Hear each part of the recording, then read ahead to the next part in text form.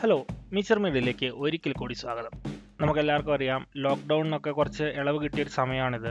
അതുകൊണ്ട് തന്നെ എല്ലാവരും അവരവരുടെ ലക്ഷ്യസ്ഥാനങ്ങളിലേക്ക് എത്താൻ വേണ്ടി ഒത്തിരിയേറെ ആഗ്രഹിക്കുന്നുണ്ടാവും. അപ്പം ഇന്നത്തെ ഈ വീഡിയോയിൽ ഞാൻ നിങ്ങളുമായിട്ട് പങ്കുവെക്കാൻ ആഗ്രഹിക്കുന്നത്, നമ്മൾ ഈ ലോക്ക്ഡൗണിൻ്റെ സമയത്ത് ട്രാവൽ ചെയ്യുമ്പോൾ ഇമ്പോർട്ടൻ്റ് ആയിട്ട് നോക്കേണ്ട കുറച്ച് കാര്യങ്ങളുണ്ട്. അതിലേക്ക് കടക്കുന്നതിന് മുമ്പ് കുറച്ച് കാര്യങ്ങൾ ഞാനൊന്ന് പറഞ്ഞോട്ടെ. നമുക്ക് അത്ര അത്യാവശ്യം ഉണ്ടെന്നെങ്കിൽ മാത്രം നമ്മൾ ഈ ടൈമിൽ ട്രാവൽ ചെയ്യുന്നതാണ് ഏറ്റവും നല്ലത്. മാത്രമല്ല, നമുക്ക് ട്രാവൽ ചെയ്യുന്നതിന് വേണ്ടി ഒത്തിരി അധികം ഫോർമാലിറ്റീസ് കംപ്ലീറ്റ് ചെയ്യാനായിട്ടുണ്ട്. അപ്പം ആദ്യം തന്നെ എല്ലാ സ്റ്റേറ്റുകൾ, ഇൻ്റർ സ്റ്റേറ്റ് ട്രാവൽ ആണെങ്കിലും ഇൻ സ്റ്റേറ്റ് ട്രാവൽ ആണെന്നുണ്ടെങ്കിലും ഗവൺമെൻറ് റൂൾ പ്രകാരമുള്ള എല്ലാ നടപടിക്രമങ്ങളും സ്വീകരിച്ചതിന് ശേഷം മാത്രമേ നമുക്ക് ട്രാവൽ ചെയ്യാൻ പറ്റുകയുള്ളൂ. അപ്പം നമ്മൾ അതൊക്കെ റെഡി ആയിട്ടുണ്ടെന്നുള്ളതിന് ശേഷം നമ്മൾ നമ്മുടെ സ്വന്തം വണ്ടിയിൽ, അത് കാറായിക്കോട്ടെ ബൈക്ക് ആയിക്കോട്ടെ എന്ത് തന്നെ ആയിക്കോട്ടെ, അതിൽ ട്രാവൽ ചെയ്യുകയാണെങ്കിൽ ആ സമയത്ത് നമ്മൾ നോക്കേണ്ട കുറച്ച് കാര്യങ്ങളാണ് ഞാനിവിടെ നിങ്ങളുമായിട്ട് ഷെയർ ചെയ്യാൻ ആഗ്രഹിക്കുന്നത്. അറിയാമല്ലോ, നമ്മളെല്ലാം വീട്ടിൽ തന്നെ ഇരിക്കുമായിരുന്നു. അതുകൊണ്ട് തന്നെ നമ്മുടെ എല്ലാ വാഹനങ്ങളും വീട്ടിൽ തന്നെയായിരുന്നു. ഒരു ലോങ് റൈഡ് പോയിട്ട് ഒത്തിരി നാളായി. സോ ഒരു ലോങ് റൈഡ് പോകുന്നതിന് മുമ്പ് നമുക്ക് വണ്ടിയിൽ അത്യാവശ്യം നോക്കേണ്ട കുറച്ച് പോയിൻറ്റ്സ് നമുക്ക് നോക്കാം എന്തൊക്കെയാണ്. കേൾക്കുമ്പോൾ വളരെ സിമ്പിളായിട്ട് തോന്നുമെങ്കിലും ഇത് അവഗണിച്ചാൽ ഉണ്ടാകുന്ന പ്രത്യാഘാതങ്ങൾ വളരെ അധികമാണ്. ആ ഒരു സിറ്റുവേഷനിലൂടെ കടന്നു പോകുന്നവർക്ക് മാത്രമേ അതിൻ്റെ ഒരു ആഘാതം മനസ്സിലാക്കുകയുള്ളൂ. ആദ്യമായി നമ്മൾ ശ്രദ്ധിക്കേണ്ടത് നമ്മുടെ വണ്ടിയുടെ ടയറുകളാണ്. ഒരു ദൂരയാത്രയ്ക്ക് പോകുവാൻ ഈ ടയറുകൾ അനുയോജ്യമാണോ എന്ന് ചെക്ക് ചെയ്യുകയാണ് പ്രധാനം. അതിൽ ആവശ്യമായ എയർ, അതിൻ്റെ ഗ്രിപ്പ് മുതലായ കാര്യങ്ങൾ നമ്മൾ ഉറപ്പായിട്ടും ചെക്ക് ചെയ്തിരിക്കണം.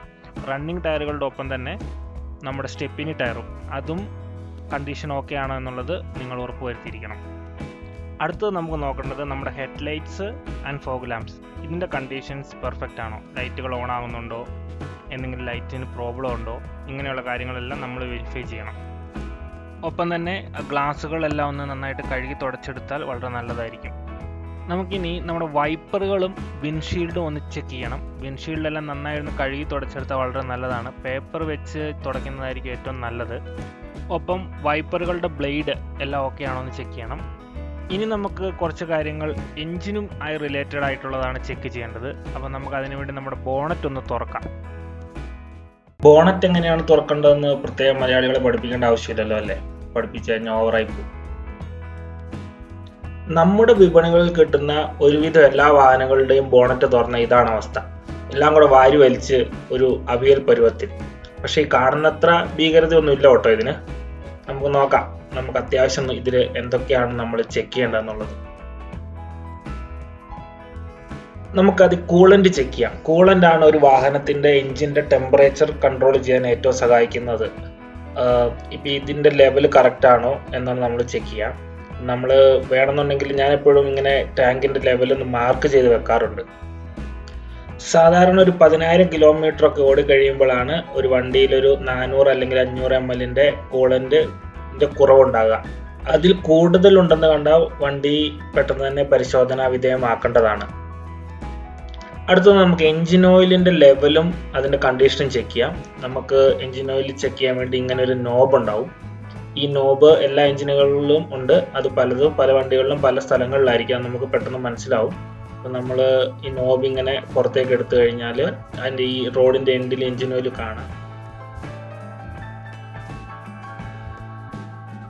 അപ്പോൾ അതിൽ കണ്ടോ ഒരു വെട്ട്, ഒരു യു ഷേപ്പിൽ ഒരു മാർക്ക് കണ്ടോ, മുകളിലുണ്ട് താഴെയുണ്ട്, അതാണ് അതിന്റെ ലെവൽ ഇൻഡിക്കേഷൻ. അപ്പോൾ ആദ്യം നമുക്ക് ഇതൊന്ന് ക്ലീൻ ചെയ്യാം. അതിനുശേഷം, കാരണം ഇത് ക്ലീൻ ചെയ്തിട്ടില്ലെങ്കിൽ നമുക്ക് കറക്റ്റ് മെഷർമെന്റും അതിന്റെ കണ്ടീഷനും മനസ്സിലാകില്ല. അത് ക്ലീൻ ചെയ്തതിന് ശേഷം രണ്ടാമത് നമ്മൾ വീണ്ടും ഒന്നുകൂടെ ഇതിലേക്ക് ഇൻസേർട്ട് ചെയ്യുന്നു. ഒന്നുകൂടെ അതിലേക്ക് ഇട്ടതിന് ശേഷം